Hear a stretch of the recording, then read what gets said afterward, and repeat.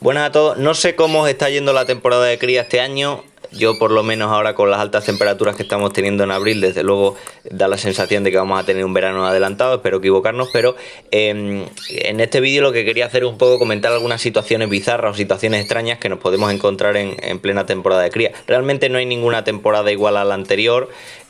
Todas las temporadas tienen algo diferente, por mucho que hagamos las cosas igual, por mucho que les demos la misma alimentación o tengamos las mismas parejas, todos los años surgen algunas cosas diferentes. Pero hay veces que surgen situaciones raras que muchas veces cuestan explicar y por eso he querido titular el vídeo algo así como problemas extraños, soluciones extrañas, comentando algunos casos puntuales que se me han venido a la mente estos días de criaderos donde hubo problemas, donde hubo situaciones extrañas que no suelen ser lo más común, ¿no? Y vamos a empezar con un caso que desde luego llama la atención, pero sobre todo aquí hay que distinguir cuando se trata de un aviario pequeño y un aviario grande, y me explico por qué. Este fue un criador que contactó conmigo hace un tiempo, teníamos buena relación y me llamó por el tema de que pues había empezado la temporada de cría, un aviario pequeñito de 10 o 12 parejas, y había empezado la temporada de cría con problemas de todo tipo, problemas muy generales, machos que no fecundaban porque no habían entrado en celo, hembras también que no ponían, luego los que sí se ponían a criar y fecundaban algún huevo, había mucha mortalidad embrionaria, pichones que se morían, un poquito de estos temas que no sabes un poco cómo meterle mano en principio, ¿no? Y resulta que lo que ocurrió es que pasado un tiempo de la temporada de cría, pues repentinamente, sin el criador, sin hacer ningún tipo de tratamiento, sin hacer ninguna analítica ni nada por el estilo, pues repentinamente vio como los resultados habían cambiado. Las parejas empezaban a encelarse y empezaban a fecundar, pichones se morían menos, etcétera, etcétera. Y como que hubo un antes y un después en esa temporada sin saber muy bien a qué se podía deber, porque en principio él no había hecho ningún tipo de cambio, los pájaros seguían más o menos igual, hasta que nos dimos cuenta que el único cambio que se había dado en ese aviario fue precisamente la comida. Él normalmente compraba los sacos de mixtura en un mismo proveedor, en un mismo almacén, una mixtura básica, pero bueno, por lo que sea coincidió que ese almacén estaba cerrado, que compró en otro, de tal manera que cambió la comida que le daban los pájaros. En principio era también mixtura, pero de otra marca, con otra formulación y tal. Y claro, ¿se puede deber que la temporada de cría pase de ser una mala temporada de cría a una buena temporada de cría solo por ese cambio de alimentación? Es decir, solo porque el saco de mixtura en vez de comprárselo a fulanito se lo compra a menganito. Pues en un criadero pequeño nos podemos encontrar con situaciones de estas, básicamente porque tomen una mixtura que esté en unas malas condiciones, que tenga micotoxinas, que ahora estamos hablando mucho de ellas otra vez, que esté, digamos, con una mala calidad de nutrientes, pues se puede dar la circunstancia de que los pájaros tengan malos resultados. Lo mismo que mencionábamos con el tema de las vitaminas, muchas veces no es que los pájaros estén enfermos, pero sus resultados son inferiores a los que tendrían que tener en principio estando sanos. Esta situación, como digo, cuando vemos situaciones de estas raras, por ejemplo en este caso, que simplemente sin hacer ningún tratamiento el problema se solucionó cambiando la comida, tenemos que intentar distinguir entre criaderos pequeños y criaderos grandes, porque muchas veces la actuación es muy diferente. Yo siempre pongo el mismo ejemplo, cuando pongamos un criadero que tiene 10 parejas en comparación con otro que tiene 100. El criadero que tiene 10 parejas y le ha fallado una, le ha dado malos resultados o lo que sea, al final le está fallando un 10% del aviario, que parece una cantidad bastante importante, pero estamos hablando de que es una sola pareja. El criadero que tiene 100 parejas y también le falla una sola pareja, la situación es la misma, les está fallando a los dos una pareja, pero el criadero de 100 parejas le está fallando un 1% del criadero, mientras que al otro le está fallando un 10%.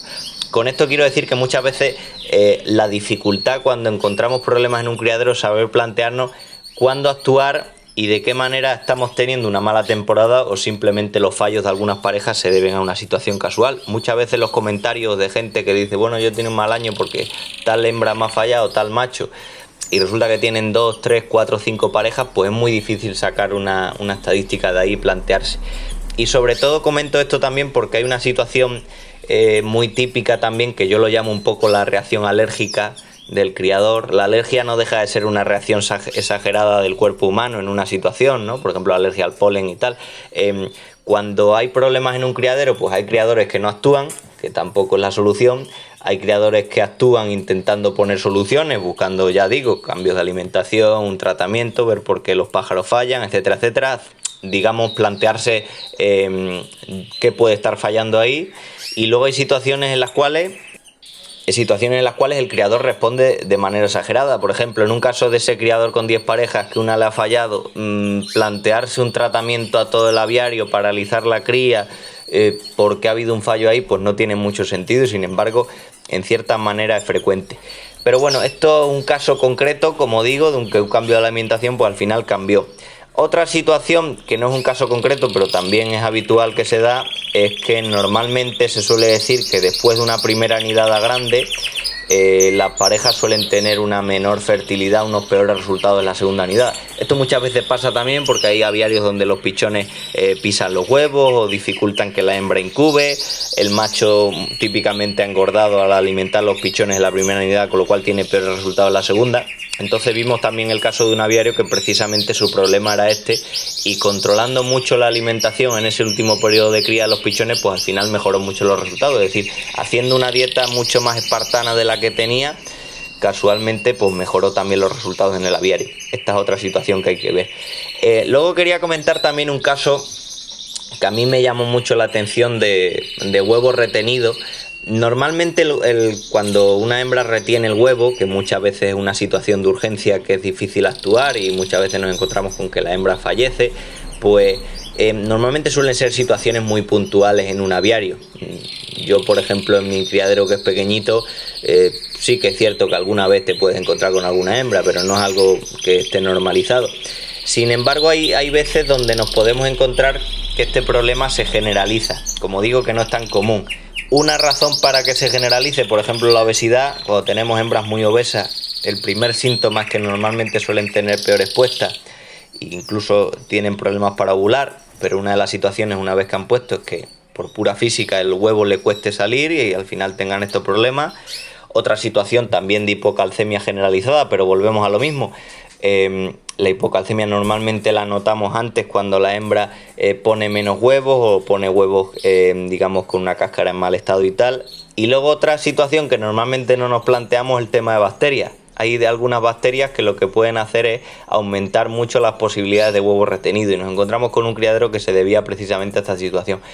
Como la mayoría de veces es algo puntual que no nos tenemos por qué plantear mucho, pues ya sabéis que existen distintas maneras de actuar, los vaos, poner un poquito de aceite, el rulo que girará a la hembra para que se mueva un poco para intentar facilitar. También hay unas hormonas que se utilizan que lo que hacen es dilatar un poco. Con esto hay que tener cuidado porque hay a veces que dilatas un esfínter y no se dilata el otro, con lo cual la hembra puede morir, pero bueno, suelen ser casos puntuales que no nos planteamos la actuación, pero en algunos aviarios en concreto pues nos encontramos con que no se trata de solucionar el problema intentando ayudar a todos los casos, sino se trata de ir un poco más allá y ver a qué se debe que haya tantos huevos retenidos cuando de normal es algo que no es para nada habitual.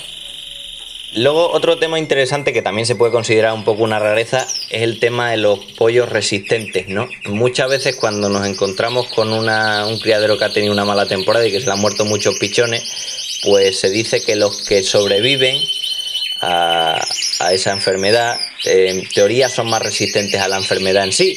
Y entonces, pues bueno, parece como que nos contentamos suponiendo que, bueno, aunque hemos tenido muchas bajas y hemos tenido muchos menos pichones, pero por lo menos los que han nacido son mucho más fuertes, tienen muchas defensas y a partir de ahí construimos una cepa, digamos, más fuerte en el aviario. Lo que muchas veces nos encontramos es todo lo contrario. Esos poquitos pichones que han sobrevivido pueden ser transmisores de la enfermedad, con lo cual no acabamos de solucionarla en siguientes años. O sea que muchas veces no es que el pichón resistente sea la base para construir un nuevo aviario más resistente, sino que son los que perpetúan también el problema. Y ya para acabar con una cosa muy puntual, quería comentar un tema relacionado también con las hormonas. Porque claro, el uso de hormonas, por ejemplo, se planteó en su día, aparte de utilizar las vitaminas para el celo de los pájaros, ¿no? Y se habla, por ejemplo, mucho de la hormona de la testosterona, que es una hormona, bueno, tenemos también las personas, típicamente los hombres también, ¿no? Utilizada en avicultura. La testosterona se ha utilizado sobre todo para que eran aficionados del canto, porque realmente la testosterona es una hormona que no es que aumente el celo como tal, sino que aumenta mucho los factores secundarios de la masculinidad en este caso. Y por eso, por ejemplo, aficionados al canto que tenían algún jilguero o algún tal, pues utilizaba testosterona para, bueno, pues provocaba que el pájaro cantara más, que cantara más acelerado, que muchas veces no es lo que más interesa al aficionado del canto, busca un cierto temple, pero bueno, se utilizaban estas hormonas. El problema de utilizarlas para la cría, con la idea de provocar el celo en el macho, es decir, tenemos un macho un poco debilitado, con poco líbido, por así decirlo, utilizarlas para que el pájaro se encele. Y el problema que muchas veces te puedes encontrar aquí es lo que se llama el efecto del feedback negativo, que esto nos indica que los cuerpos realmente son muy inteligentes. Cuando el cuerpo se da cuenta de ese pájaro que le estamos suministrando la testosterona, como ocurre con muchas hormonas, puede llegar la situación en la que el cuerpo deje de producirla porque le está llegando por otros medios, con lo cual muchas veces puede ser que provoquemos el efecto contrario y que realmente pues ese pájaro no se acabe encelando con la idea que queremos. Y sobre todo por eso, porque la testosterona realmente nos puede ser muy útil para el tema de factores secundarios a la propia masculinidad o al propio celo del pájaro. Si queremos provocar el celo, está mucho más relacionado algo tan simple como una buena alimentación que buscar tratamientos un poquito milagros que nos pueden provocar también esos riesgos. Como digo, por eso el tema de la testosterona se ha hablado mucho con el tema de pájaros de canto, pero por ejemplo relacionado con la cría de los pájaros pues no se habla tanto. También, entre otras cosas, porque provocar un excesivo celo a un pájaro pues puede conllevar también malos resultados, porque tira los huevos, porque se muestra agresivo con la hembra, etcétera, etcétera. Pero bueno, son situaciones estas que hemos visto que son un poquito curiosas, algunas seguramente las habéis vivido vosotros, otras las habéis visto en otros criaderos, pero que nos muestran que al final lo bonito de los pájaros y lo bonito de los animales en general es que todos los días aprendemos algo con ellos.